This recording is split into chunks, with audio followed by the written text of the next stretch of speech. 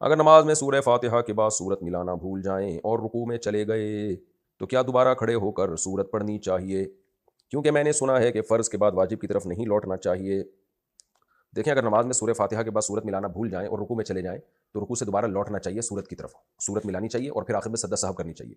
اب آپ کا سوال یہ ہے کہ سورت ملانا تو واجب ہے، فرض تو نہیں ہے، تو پھر کیوں ہم فرض چھوڑ کے واجب کی طرف جائیں؟ اس کا جواب یہ ہے کہ سورت ملانا بذات خود تو واجب ہے، لیکن قرآن مجید نے جو یہ کہا ہے نا فقرؤوا ما تیسر منہ، نماز میں جو تم جتنی آسانی ہو تم تلاوت کرو، تو اس سے پتہ چلتا ہے مطلق قرات فرض ہے۔ مطلق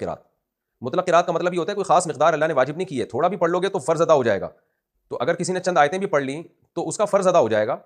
اس کا مطلب یہ ہے کہ اگر رکوع میں بھی اس کو یاد نہیں آیا اور سجدے میں جا کے یاد آیا تو سجدہ سہو کر لے، نماز ادا ہو جائے گی، کیونکہ فرض قرات ہو چکی ہے۔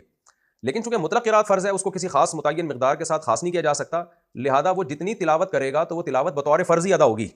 یعنی اس کو یوں نہیں کہیں گے کہ یہ اتنی تلاوت تو فرض تھی ہو گئی ہے، اب جو آگے چل رہی ہے وہ واجب تلاوت ہے، نہ، کیونکہ مطلق کا مطلب یہ ہے کہ کوئی مقدار متعین کر ہی نہیں سکتے آپ اس میں، یعنی زیادہ سے زیادہ کی کوئی مقدار متعین نہیں کر سکتے۔ تو اس میں جتنی تلاوت مقتدی قیام کی حالت میں کرتا ہے، جتنی قرات کرتا ہے، وہ بطور فرض ہی ادا ہو رہی ہوتی ہے، لہذا فرض کی ادائیگی کا ہی اس کو ثواب مل رہا ہوتا ہے۔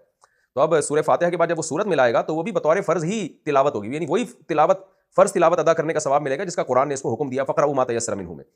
تو یہ بڑی تفقع کی بات ہے جو حضرات فقہاء نے یہ علمی نکتہ اٹھایا ہے۔ اسی وجہ سے جب بندہ رکوع میں جاتا ہے اور وہ سورت ملانا بھول جائے تو وہ جب سورت ملانے کی طرف لوٹے گا اور تلاوت کرے گا تو ہم اس تلاوت کو یہی کہیں گے کہ یہ فرض قرات جو اللہ نے اس پر واجب کی ہے، یہی فرض قرات یہ ادا کر رہا ہے، تو اس کو فرض سے فرض کی طرف لوٹنا ہی کہا جائے گا، فرض سے واجب کی طرف لوٹنا نہیں کہا جائے گا۔ اگر یہ بات آپ کی سمجھ میں آ گئی ہے دلیل تو ٹھیک ہے، نہیں تو پھر آپ مدرسے میں 8 سال درس نظامی پڑھیں، تخصص فی الافتاء کریں،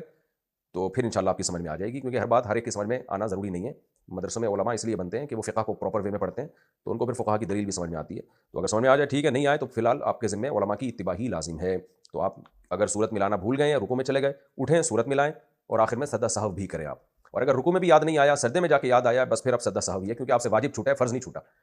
تو لیکن رکوع میں یاد آیا تو واپس لوٹیں، اور یہ لوٹنا فرض سے فرض کی طرف لوٹنا کہلائے گا، فرض سے واجب کی طرف لوٹنا نہیں کہلائے گا، کیونکہ جتنی بھی تلاوت ہم قیام میں کرتے ہیں وہ تلاوت اگرچہ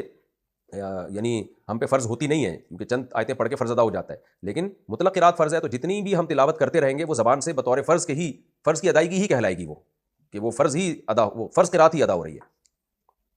اچھا بھائی،